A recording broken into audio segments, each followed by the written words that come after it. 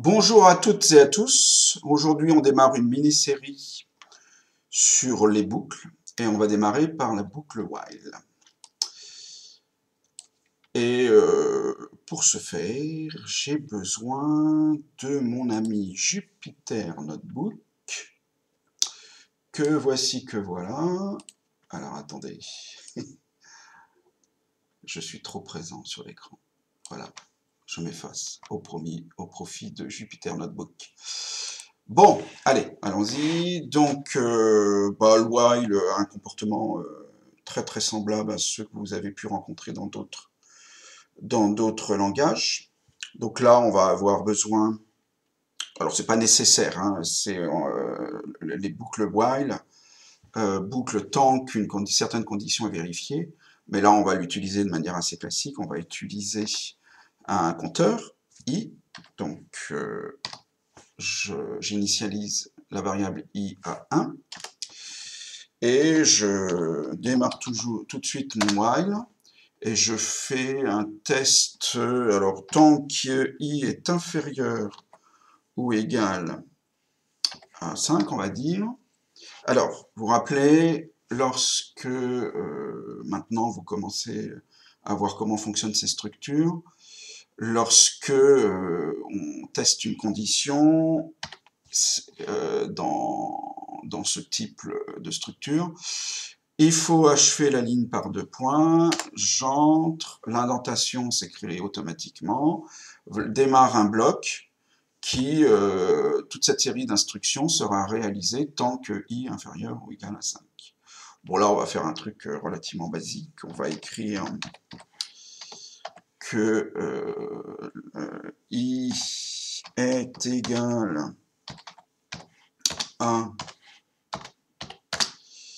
alors attendez, un petit espace ici, i est égal à i, donc il va falloir que je lui concatène i, mais si je concatène en mettant i tout court, il va y avoir un message d'erreur, vous pouvez tester vous, et un message d'erreur indiquant que je ne peux pas concaténer une chaîne de caractères avec un entier, donc je le parse et je le convertis en chaîne de caractères avec la fonction str. Voilà, alors là, je vais lui indiquer que j'incrémente, et j'utilise le raccourci j'incrémente i à chaque étape, sinon on est dans une boucle infinie. Et puis là, alors ça sera terminé ce qu'il y a dans la boucle. Là, pour signifier que c'est terminé, je cesse l'indentation et je vais écrire un petit message, genre la boucle est finie. Et voilà, on teste ça. Une syntaxe erreur, génial. Alors, oui, j'ai oublié d'incrémenter la valeur de i. Alors, vous allez voir l'intérêt quand même de notre boucle, et c'est que là, bon, vous voyez, c'est pas très très agréable de voir un message d'erreur, mais une fois que j'ai corrigé mon erreur, et voilà, c'est fini, les messages d'erreur ont disparu, et j'ai le comportement attendu. La boucle a bien bouclé 5 fois, de 1 jusqu'à 5, i inférieur à 5, et la boucle est finie. Alors, je vais vous montrer rapidement, enfin rapidement, je me comprends, deux mots-clés qu'il faut utiliser avec parcimonie.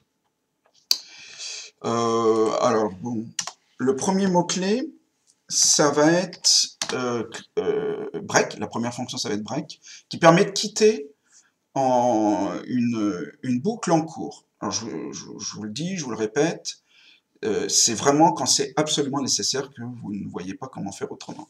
Alors, par exemple, là, si je veux, dès que je tombe sur un multiple de 4, alors on va utiliser alpha, l'opérateur pourcentage, pardon.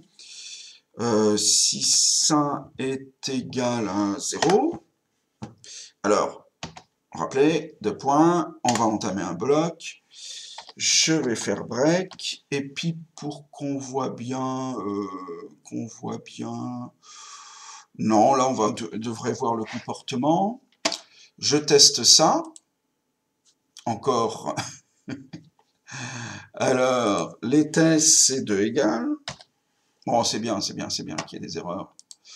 Comme ça, vous voyez bien ce qu'il faut faire. Alors, qu'est-ce qui s'est passé là? Je teste à chaque fois si i est divisible par 4. On commence par 1, il n'est pas divisible par 4, pas 2 non plus, 3 non plus. 4 est divisible par 4. Et donc, break, je quitte la boucle. Et vous observez que je la quitte vraiment parce qu'on n'est pas passé à 5. Normalement, le test, la condition c'est i inférieur ou égal à 5, on n'a pas atteint 5, on a quitté la boucle lorsque i était égal à 4, mais voilà, c'est terminé. Écoutez, on va s'arrêter là pour aujourd'hui, c'est très très bien comme ça. À très bientôt, au revoir.